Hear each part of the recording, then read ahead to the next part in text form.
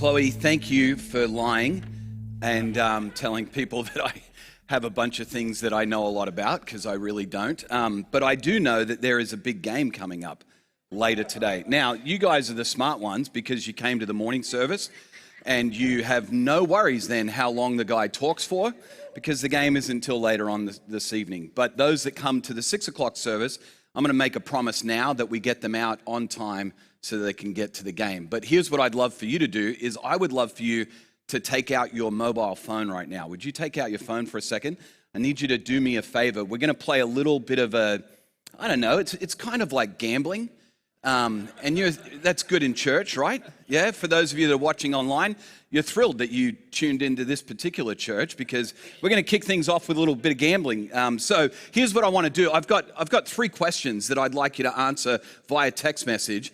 And the person that answers all 3 of these correctly, I plan to give them a signed Mal Meninga jersey, okay? Actually, I don't, because nobody can afford that. But I do plan on getting them an incredible prize. I believe that Joe is giving away a free cup of coffee for the rest of your life at the cafe if you can answer these 3 questions correctly. So here's the first question. Just text in, you'll see up on the screen. Text in to this number, 04 999 37 331. Who scores the first try tonight? All right, that's question number 1. I have a feeling, I'm a Manly supporter, and I know now everybody is just going, I'm not listening to this guy for the rest of the day. I understand that, but I'm lucky because as a Manly supporter, it doesn't really matter who wins tonight. If Daly wins for Queensland, then I'm good to go. DC is one of my favorite players ever, so maybe he scores the first try, I don't know. But my gut tells me Tommy Turbo there's a few people agreeing with you. Turbo's probably going to score the first try. So go ahead and text in whoever you think scores the first try. Second question that I want you to text in, just keep texting. The next question is, who's going to win the game? Now, New South Wales supporter, we have one, actually 2, because I'm also 3. Okay, so there's a bunch of us now that people are just not going to listen to for the rest of the morning. Manly and New South Wales, really? Can we listen to this guy? Does he know anything?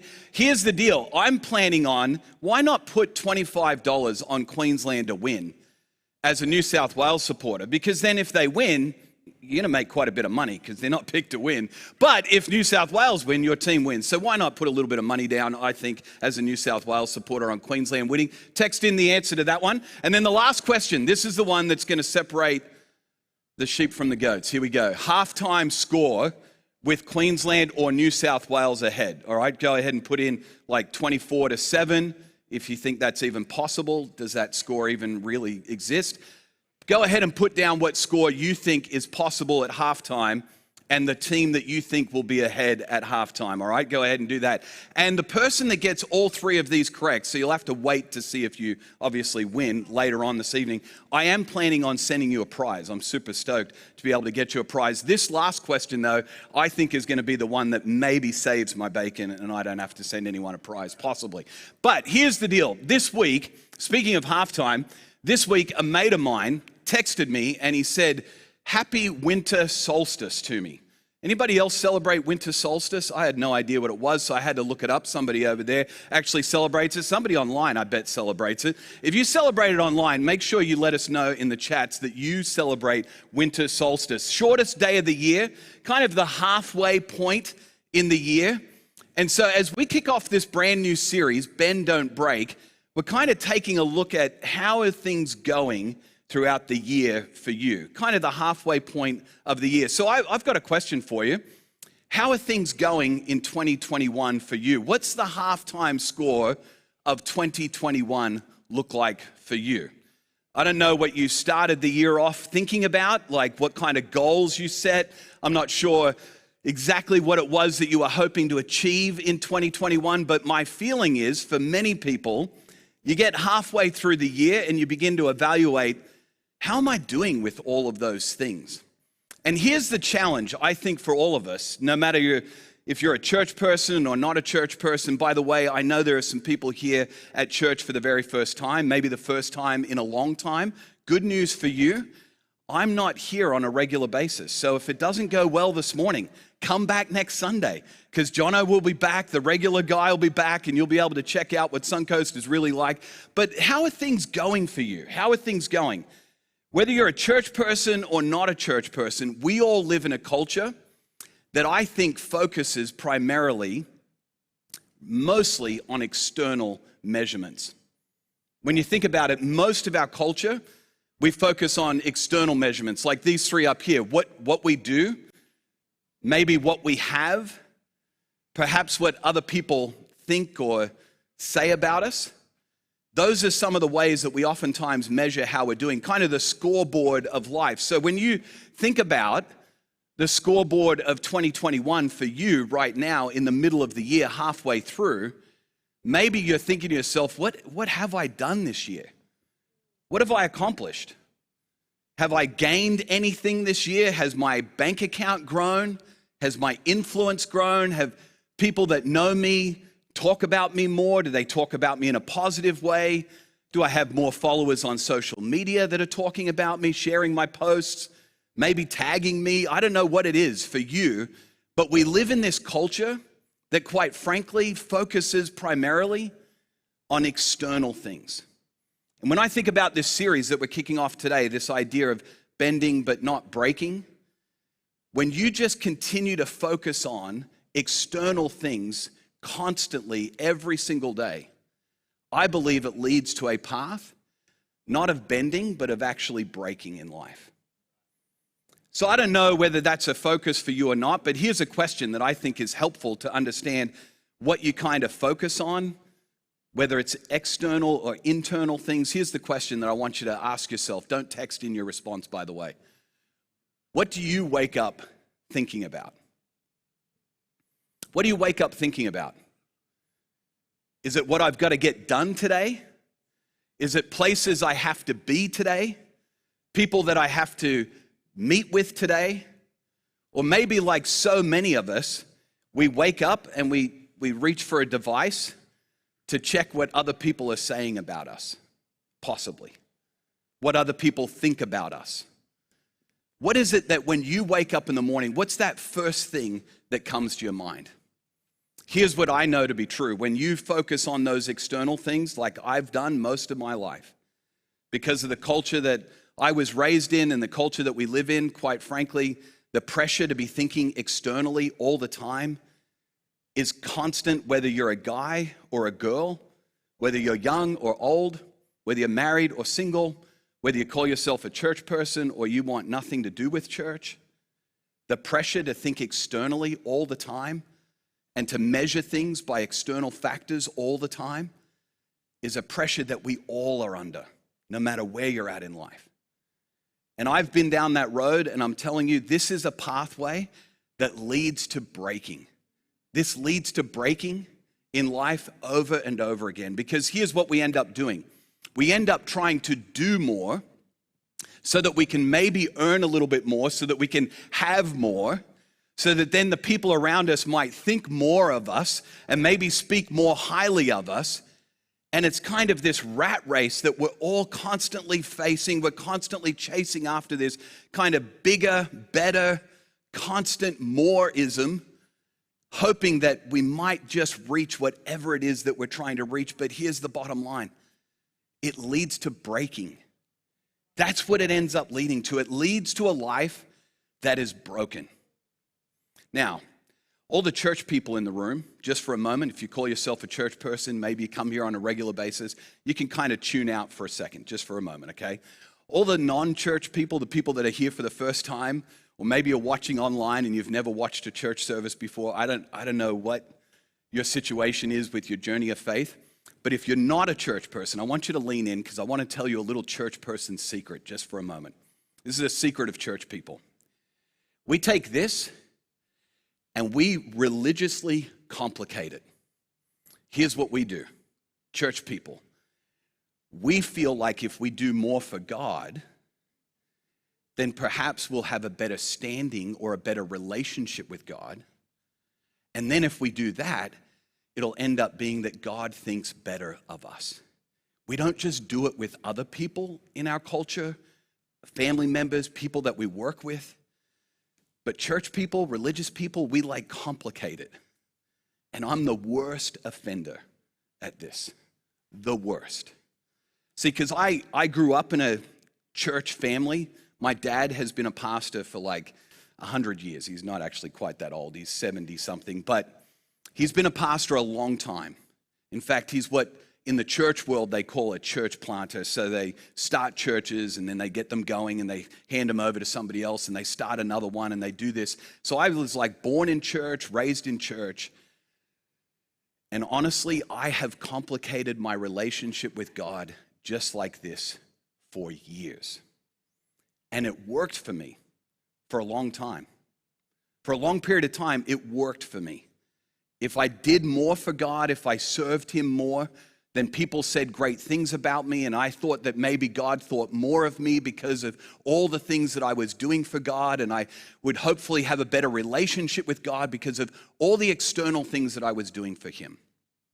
In fact, it led me to a church in Colorado that Chloe mentioned before that saw some great things happen while we were at that church. Some amazing things. God allowed us to see the church grow numerically, the people that show up on a Sunday morning in a significant way.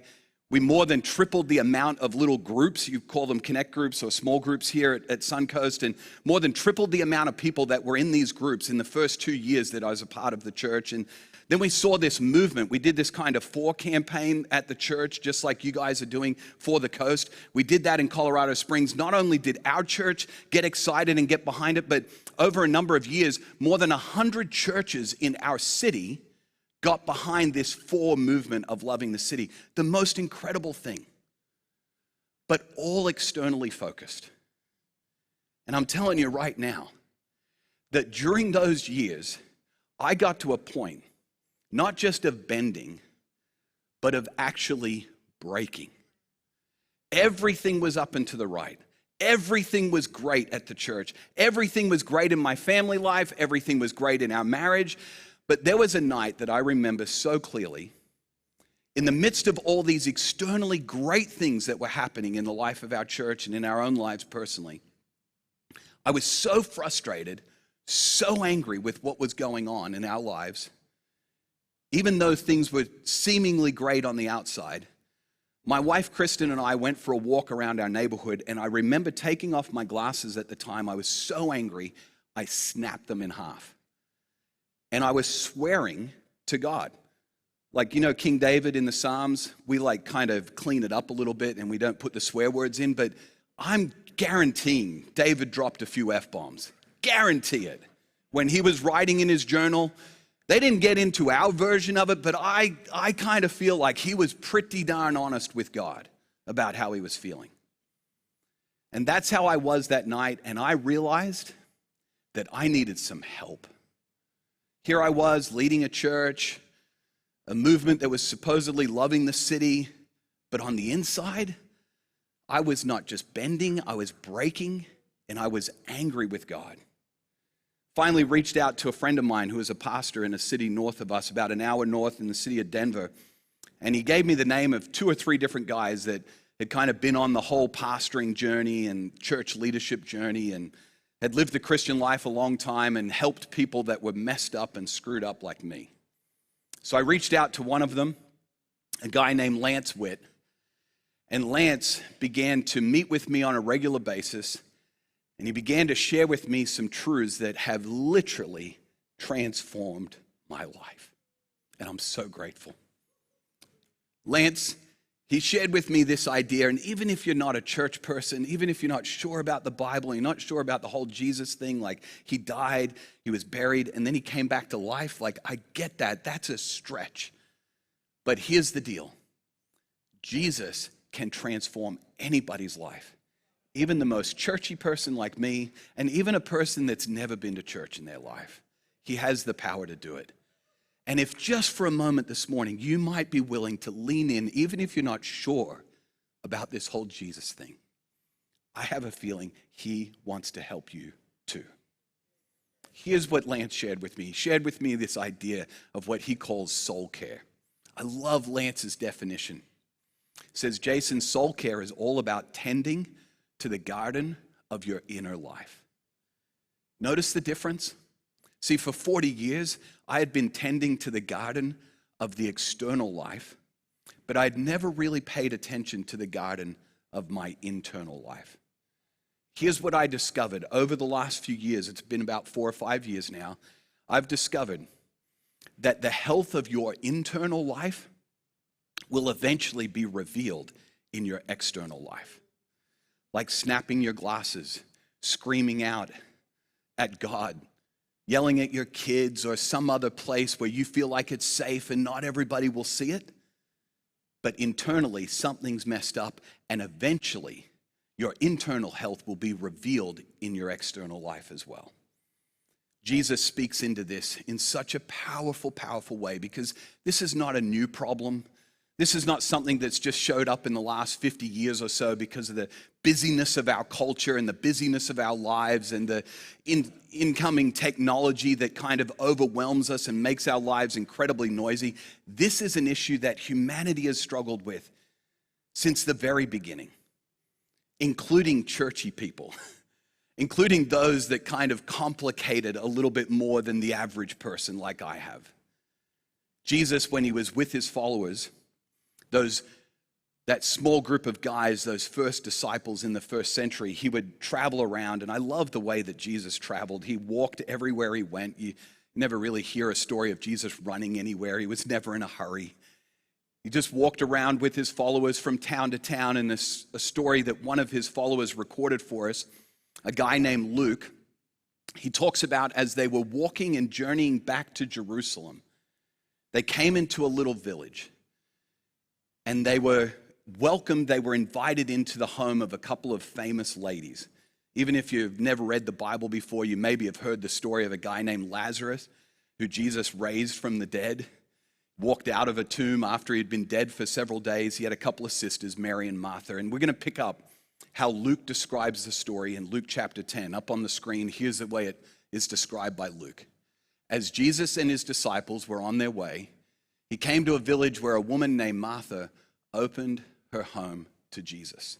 Now, this wasn't just like hey, come on over for dinner. This was like, hey, come and stay with us. If you need anything, you can hang out here for a period of time. Jesus didn't book like hotel room blocks for him and his crew when they showed up in town for a crusade or anything like that. He just went from town to town, and whoever opened their home to him and welcomed him, they would stay there for a period of time. Martha decided to open her home to Jesus and starts with a little bit of a dinner party. In fact, Luke goes on to tell us this part of the story. She and her sister called Mary, who sat at the Lord's feet listening to what he said as Martha was out preparing dinner. Now, this sitting at the Lord's feet piece, don't miss this piece. This is super important. Because here's what happened in the first century. People like Jesus was a rabbi, he was a teacher. People like Jesus might go to someone's home, and most of the time, people wanted to sit on either side of the rabbi, because that was a place of honor. That was a place that would have been kind of seen by all of the other people. Kind of back to our external focus again. People wanted to be seen in a place of honor sitting next to one of these rabbis. People wanted to be seen next to Jesus. But notice Luke records for us the details of this story. I love this about Luke. By the way, if you're not familiar with the Bible and not familiar with the New Testament, the second half of the Bible, we actually have 4 accounts of the life of Jesus, 4 biographies. Matthew, Mark, Luke, and John. You maybe heard of them as the Gospels before. Luke tells us at the beginning of his biography, the beginning of his account, that many people have written about Jesus. But I'm writing to you because I want to give you a detailed, accurate account of exactly what happened. Here's another thing to notice, is that Luke is the only person of the 4 that records this particular story. And he writes in this story, don't miss this, this is key, that Mary was sitting at the feet of Jesus. People that were a disciple or a student of a rabbi would sit at their feet, not next to them. They would sit at their feet because they were not just a student, but one of my favorite descriptions of the word disciple, or the best translation I think, is this word apprentice. They would sit at the feet of their rabbi, not just to hear the lessons that the rabbi taught, but they wanted to understand and take on the lifestyle that the rabbi lived. Not just the lessons, but the lifestyle as well. And I'm convinced from my own experience that just trying to live out the lessons that Jesus taught is impossible if you don't take on aspects of his lifestyle as well. Nearly impossible. Mary knew that. Martha was busy though. Luke goes on to tell us. Martha was busy and she was distracted by all the preparations that had to be made for the dinner. So much so that she was kind of frustrated. She came to Jesus and asked, "Lord, don't you care that my sister has left me to do the work by myself?" This is kind of impressive, to be honest with you. I don't know that I would have shown up and talked to Jesus this way. But Martha was confident. She was confident. I don't know what her personality type was. Maybe she's an 8 on the Enneagram, bit of a challenger, who knows. But she came up and she kind of laid it on to Jesus. "Hey, don't you care? Tell my sister to come and help me." And then listen to Jesus' response. "Martha, Martha," the Lord answered, "you are worried and upset about many things, but few things are needed, or," I love this, "indeed, only one." And then Jesus doubles down. He doubles down and tells Martha, "And Mary has actually chosen the better, what is better, and that will not be taken from her." Here's what I think Jesus is saying to Martha. Here's what I think Jesus is saying to Jason. And here's what I think Jesus is saying to all of us in 2021, halfway through the year.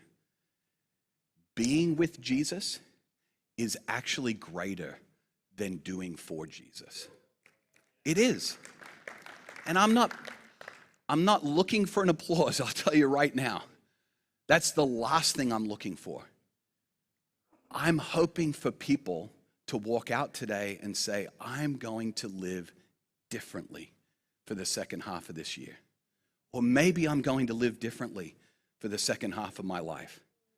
I know for me, I wrote this on my whiteboard about 4 years ago, living in Colorado Springs, and I said, I'm 40 years old at the time.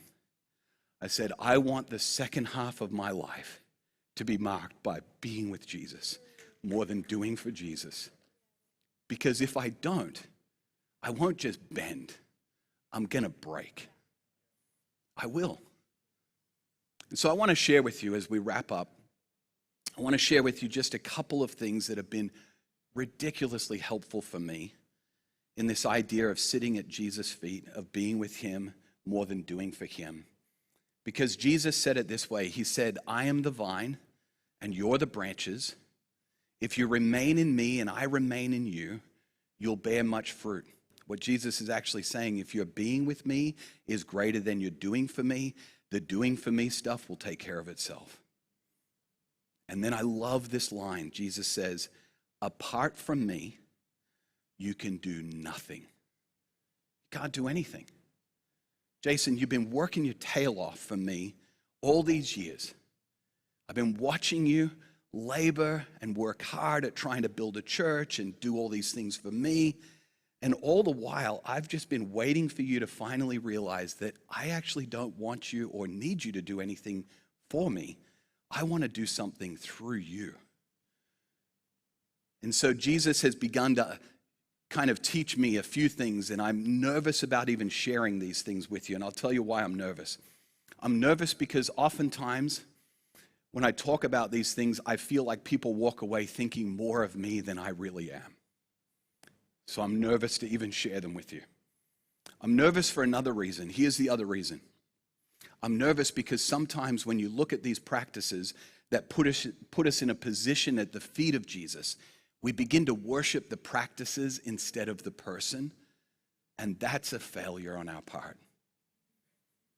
So here's just a few things that have been super helpful for me, and I hope that they may be helpful for you as well. The first thing that has begun to help me be in a position of being at the feet of Jesus is starting to practice this idea of silence and solitude on a regular basis. In fact, I do it every day now. I remember the first time I ever sat down to spend just 2 minutes in a bit of silence and solitude. I put a little timer on my watch to tell me. I think I lasted 28 seconds before I looked down at my watch. That's how crazy busy my brain is. But over time, Jesus has used this time to grow my relationship with him. And as I think about tending to the garden of my inner life, as I think about plants and how they need to have somebody tending to them, here's what silence and solitude has been for my soul. It's been like sunlight for my soul. You can't see the sun working on a plant. In fact, some plants need more sunlight than others, so you might need more silence and solitude than my soul does. But here's what it's like. You can't see the silence and solitude working, but it is working in your relationship with Jesus. It's been incredibly helpful. The second thing that's been incredibly helpful for me, not just silence and solitude, but my wife and I over the last 4 or 5 years now, we've really gotten into taking a Sabbath every single week.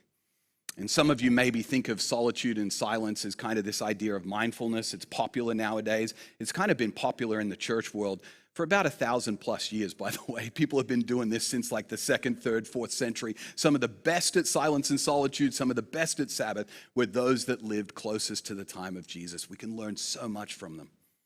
But this idea of Sabbath rest every week, taking an entire 24-hour period to just put down our work for Jesus and surrender a whole day and know that he's probably going to get more done while we're resting than when we're working. Sabbath has been a major factor in our lives, and it's been transformative. And I think about gardening plants, and I think about the idea of Sabbath is it's like watering. It's that soaking in the refreshment that Jesus wants for us in our lives. The third thing that's been incredibly helpful, not just silence and solitude, not just Sabbath, but we've also I've been doing this thing called a daily office, which is some people refer to as fixed hours of prayer, where throughout the day, just taking a pause, taking a break for say 5 or 10, 15 minutes to just be with Jesus in the midst of the busy day, to maybe spend some time journaling, hearing from Jesus what he wants to maybe remove from your life.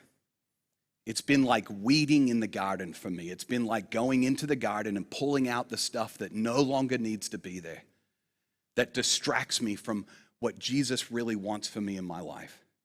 And then the final thing that I've only just recently begun to practice, and it's been transformative for me, is this idea. It's an old-fashioned way of reading the Bible called Lectio Divina. It simply is praying through a small passage of Scripture and reading it over and over again and kind of meditating, mulling over that same passage of Scripture and just staying in that for a period of time has been transformational in the way that I read the Bible.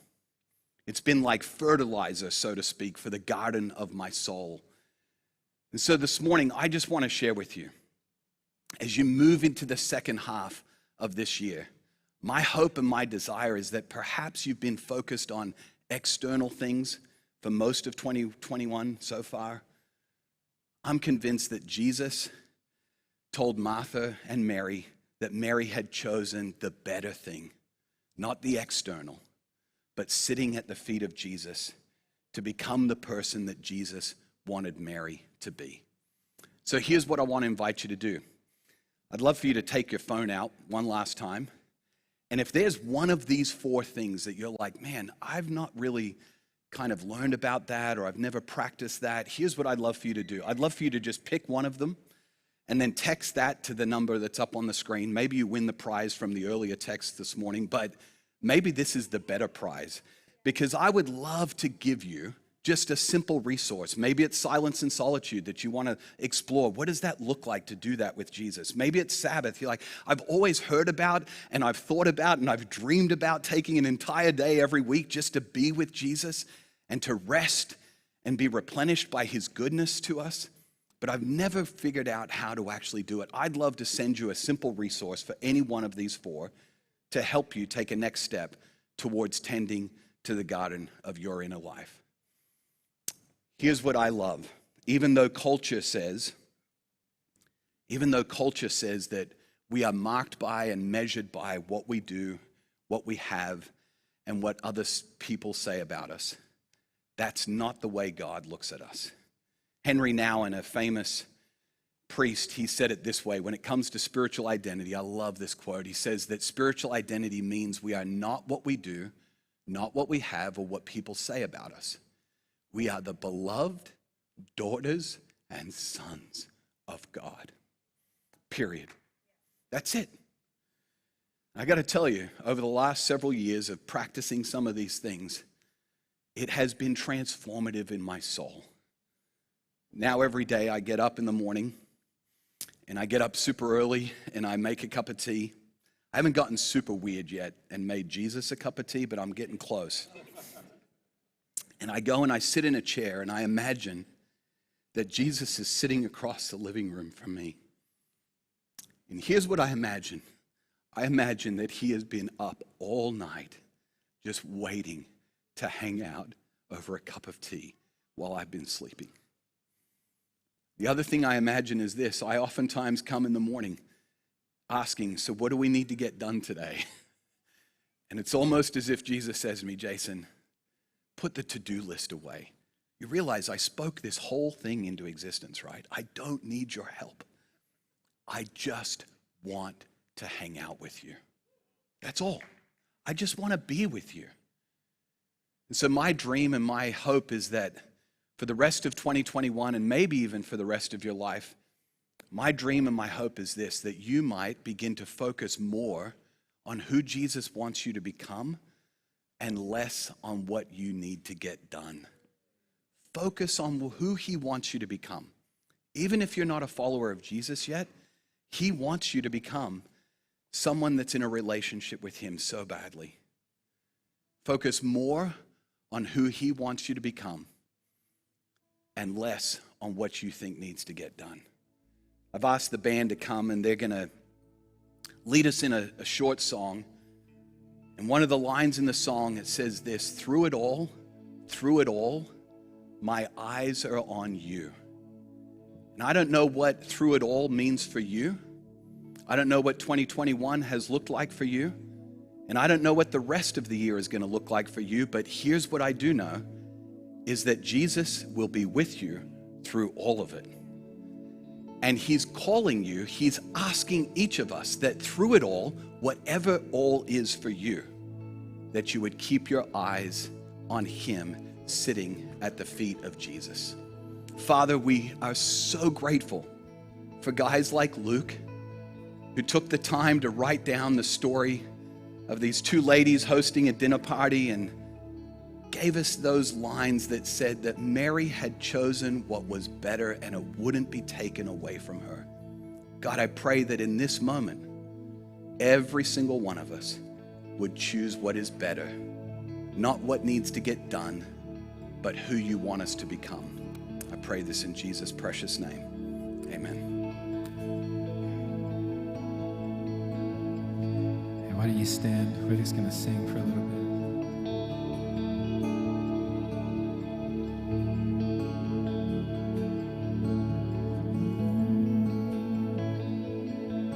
Sing through it all. Through it all, through it all, my eyes are on. Through it all it is well. And through it all, my eyes are on, and it is well. Sing through it all. And through it all, my eyes are on. And through it all it is well. And through it all, my eyes are on, and it is well with me. Sing it as well. And it is well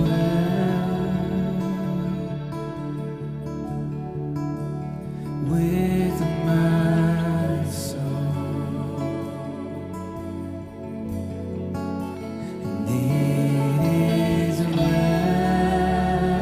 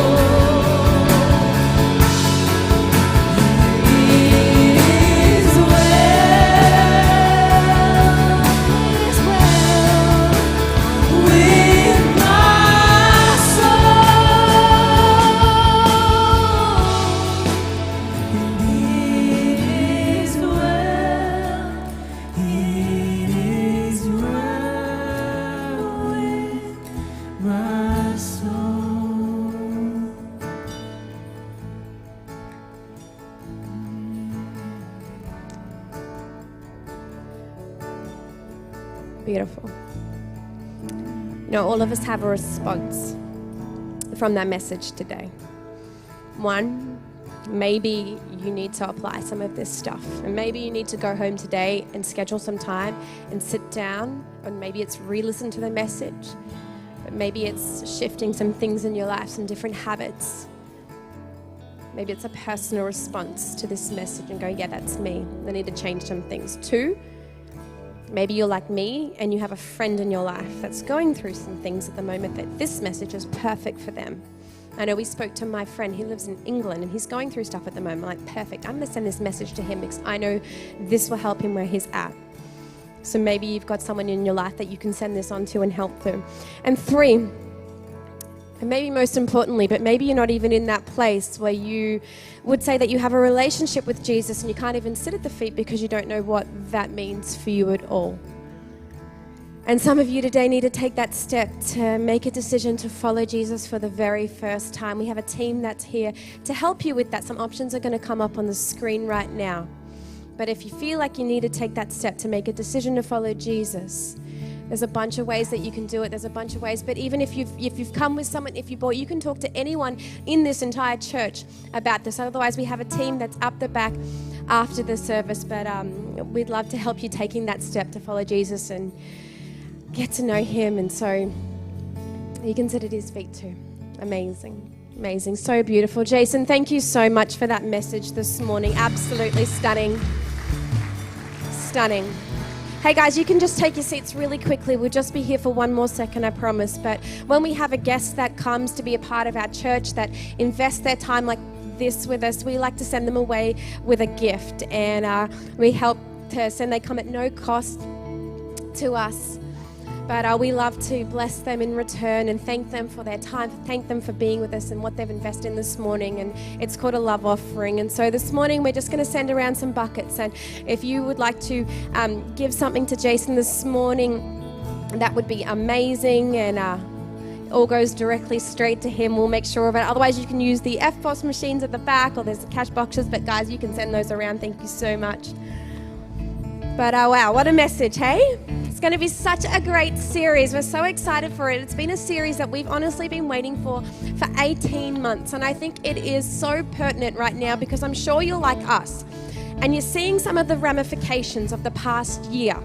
And people that are usually like, hey, you're holding steady line. People, you know, everyone's feeling it to some extent, some more than others. And it's definitely challenged us in different ways. So I think that we all have something that we can take from it.